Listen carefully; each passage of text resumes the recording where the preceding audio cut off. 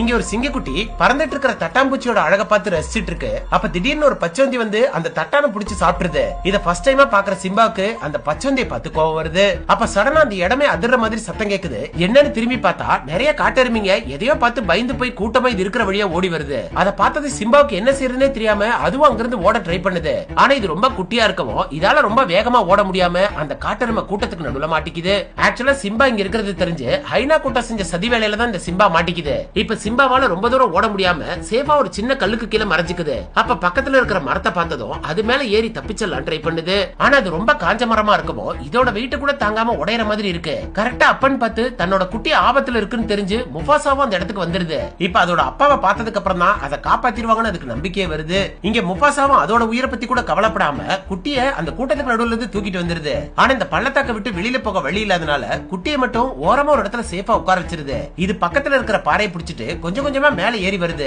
அங்கதான் முஃபாசாவோட தம்பி நின்னுட்டு இருக்கு. ஆனா இதோட சதியில தான் இவ்வளவு நடக்குதுன்னு தெரியாம தம்பி காப்பாத்திரும் நம்பிக்கையோட இருக்கு. பார்த்தா அது ஈவு இறக்கமே இல்லாம தான் ராஜாவாகணுங்கிற வெறியில முஃபாசாவை மேல இருந்து தள்ளி விட்டுருது. இப்ப இங்க நடக்கிறத கொஞ்சம் கூட எதிர்பார்க்காத சிம்பா பயத்துல அந்த காட்டை விட்டே ஓடிடுது.